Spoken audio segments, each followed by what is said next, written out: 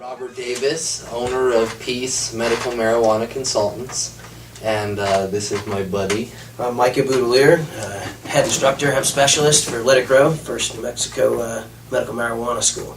When did PMMC open up? It's been about 3 years now that it opened up. Oh, really? About 3 years? Yeah.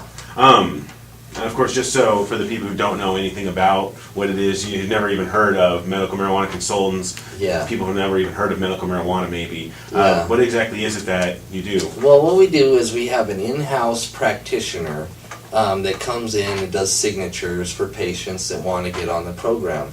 We go based on the medical records that you already have. We cannot make medical records. But if you haven't seen a doctor, we do know cannabis-friendly doctors that we can refer out to, that work in the bigger facilities.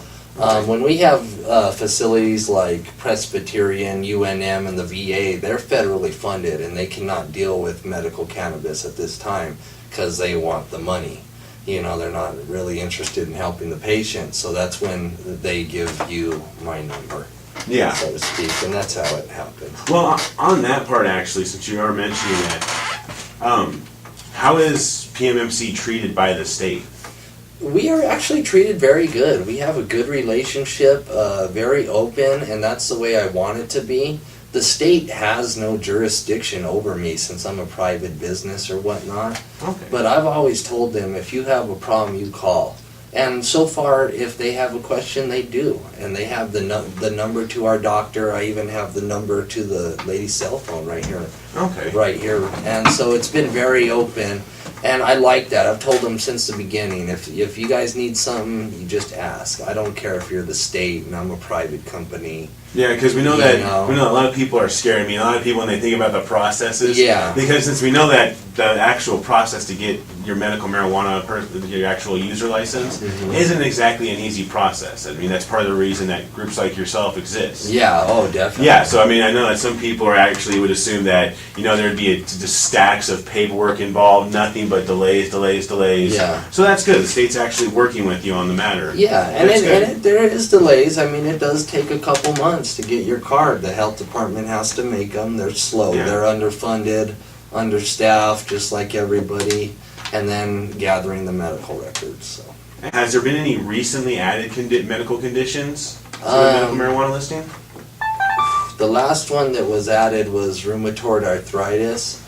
We're shooting for depression and To remove the second signature doctor on chronic pain. The second doctor on chronic pain. That's where we're at right now. So okay, I wasn't aware that right now for chronic pain people actually were required to visit more than one doctor. Yeah, chronic pain and PTSD are the most common medical cannabis conditions. So of course the health department's going to make that the hardest. I don't know if they did it on purpose or not, but you do have to see a psychiatrist. That runs a couple $100. Under chronic pain, you need to see 2 doctors. And doctors make $1 million a year. They don't do that by charging $50. So you're looking at around $300 for a chronic pain signature.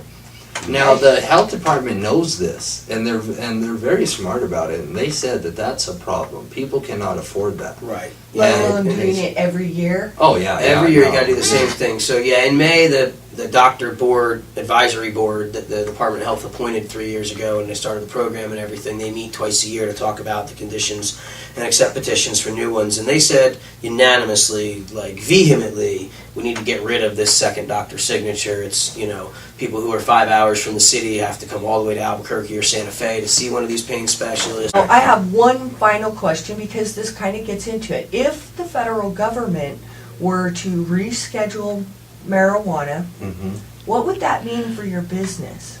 I don't know. That would be a scary one. I would hope the big money companies would come and buy me out. I know they've taken patents out on marijuana already. We've seen them. The U.S. In Santa Fe, yeah. Oh yeah, most of all your back it up even further. The federal government owns the patent on cannabis plants for all medicinal purposes. Yeah.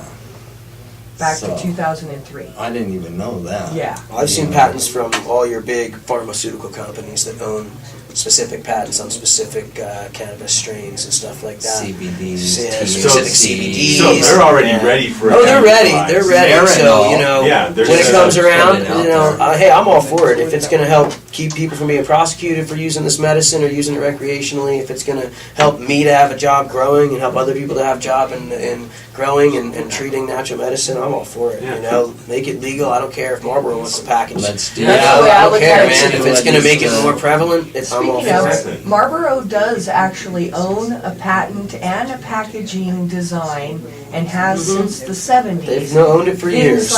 Things like trademark names like Acapulco And the Gold only- or right. DVs. And the only or thing I have to Jays, say- those are already designed and packaged. Exactly. Yeah. And there's a lot of people out there who have been involved in the medical industry and who are growers or distributors of super high-grade medical cannabis that are very much against some of the legal structures that are being rolled out. They're very concerned with these Marlboros and DuPonts and these companies Right. coming in and taking over the industry and putting them out of business. Right. And what I have to say is, look at how many microbreweries are opening up every year. You know, Budweiser does not put local Albuquerque breweries like Marble Brewery or Santa Fe breweries like, you know, Santa Fe Brewery out of business. Not at all. Very good. Because those of us who want to drink microbrews do not like Budweiser. Well, and the So- laws Yeah, you protect can only If people, drink some. exactly, Right. and As then you long have a as way you- to, and you have a legal structure that allows you to have a small barrel license to produce at a microbrewer level, Right. and then you can get up to that massive national distribution level. And there's different steps. So as long as we do things like that, you know, people will still be connoisseurs, and they'll come out to our private grows where we grow incredible skunk bud.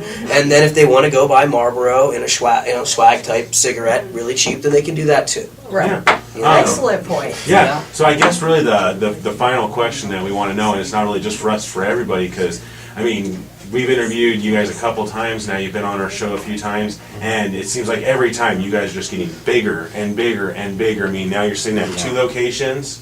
At this point, Secretaries. do you have any other plans in the near future for what you're doing to plan on growing further, or? Yes, as a matter of fact, we are going to help nonprofit producers open up their doors, you know, helping people. Oh, that excellent. helps patients. Anytime that- Hopefully be going in Arizona one day, but that's in the future.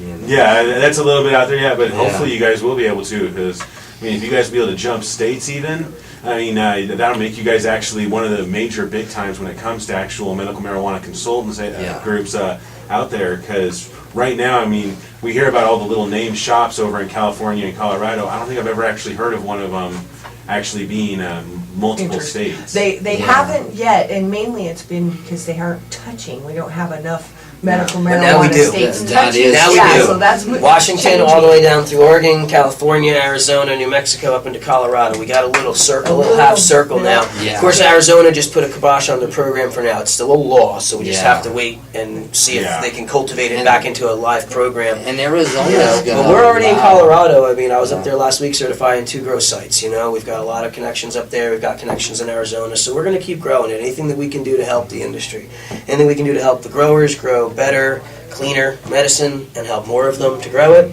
and help more patients get access to it. You know, Yeah. that's what we want to do. Yeah, because we don't want it fully in the government's hands. Then we saw what they did with tobacco. Yeah. Yeah, alcohol, Well, firearms, Exactly. the border. Let's see. Excellent. Well, guys, I really appreciate Thanks, it. Yeah, we Thanks. definitely Thanks for appreciate you coming guys out. taking.